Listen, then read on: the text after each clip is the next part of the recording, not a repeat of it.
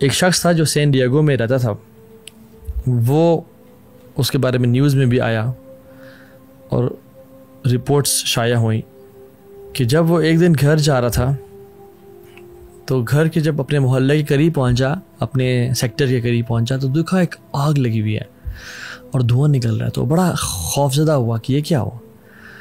वो अपने घर के जिस तरह से करीब जाता गया तो देखा उसके गली की तरफ से आग उठ रही है।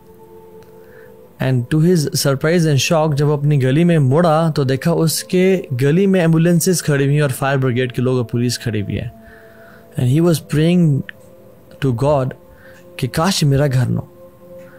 और जब वो घर के पहुंचा तो देखा उसे घर के बाहर आरोही खड़ा हुआ है।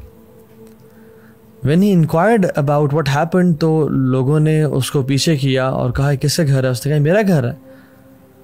तो उन्होंने उसको हॉस्पिटल ले गए और वहाँ पे बड़े तरीके से एक न्यूज़ ब्रेक की कि तुम्हारे घर में फायर लगी थी और तुम्हारा सारा घर जल गया, जिसमें तुम्हारे बच्चे, तुम्हारी बीवी और तुम्हारी मदर तीनों की डेथ हो गई। इमेजिन इस शख्स पे क्या गुजरी होगी। रसूलुल्लाह सल्लल्लाहु अलैहि वसल्लम ने फरमाया कि जो शख्स जानबूझ के असर की नमाज कज़ा कर देता है, ये वर्स्ट है उसके लिए बजाय कि इस बंदे पे जिसका सारा माल तबाह हो जाए और इसके घर वाले तबाह हो जाए। अभी जो सैन डिएगो में जो बंदा था, इसका सारा का सारा माल तबाह नहीं हुआ, इसके बैंक अकाउंट में कुछ पैसे पड़े हुए थे। बट जिस शख्स की असर की नमाज कज़ा हो गई, उसका असर का नमाज का कज़ा होना ज़्यादा वर्स्ट है इस चीज़ से कि उसका सारा का सारा माल तबाह हो जाए और उसकी सारी फैमिली वल-इयाज़ु बिल्लाह तबाह हो जाए। ना how much do we feel sad about this person in San Diego. Imagine यहाँ पे मैं और आप होते, वल-इयाज़ु बिल्लाह, हम सोच भी नहीं सकते ना, बट हम असर की नमाज कज़ा करना इजीली सोच सकते हैं। रसूलुल्लाह सल्लल्लाहु अलैहि वसल्लम ने फरमाया कि जिसने जानबूझ के असर की नमाज कज़ा की, उसके पिछले तमाम आमाल बर्बाद कर दिया गया।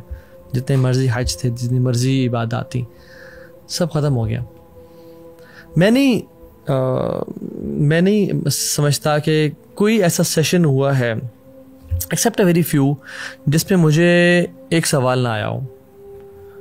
पब्लिक Q&A सेशन, यूनिवर्सिटी में लेक्चर्स वगैरह होते हैं, जहाँ जाते हैं, जिसमें ये सवाल ना हो कि अब वो मज़ा नहीं रहा आता भाई, इबादत में दिल नहीं लगता, इबादत में जो सुकून और लज्जत और हलावत थी वो नहीं मिल रही।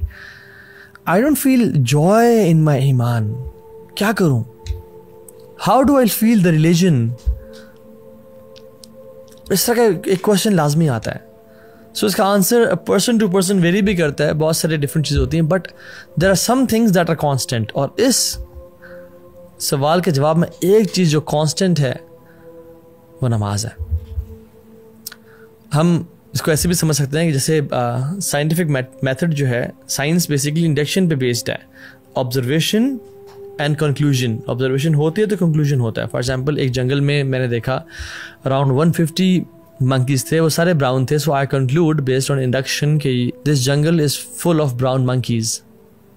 ठीक है, मेडिसिन में मेडिसिन और इलनेसेस का एक कोरिलेशन होता है, कॉज एंड इफेक्ट होता है। इस्लाम में तज़किया का, वो जो इस्लाम में लज्जत है, ईमान का और सलाह का बहुत बड़ा रिलेशन है।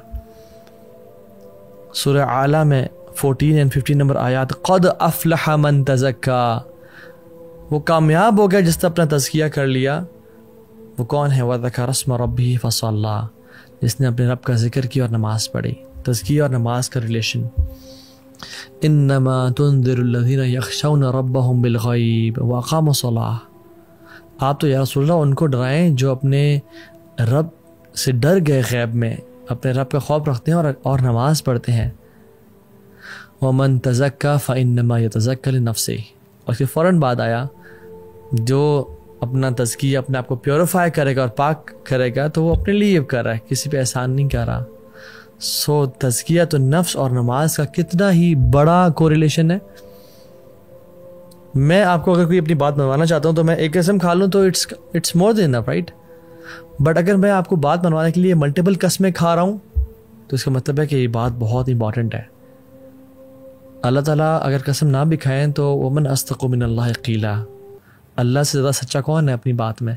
लेकिन अल्लाह सुब्हानहू व तआला भी एक दफ़ा नहीं बल्कि 11 कस्में खाएं, तो फिर उसके बारे में क्या ख्याल आपका।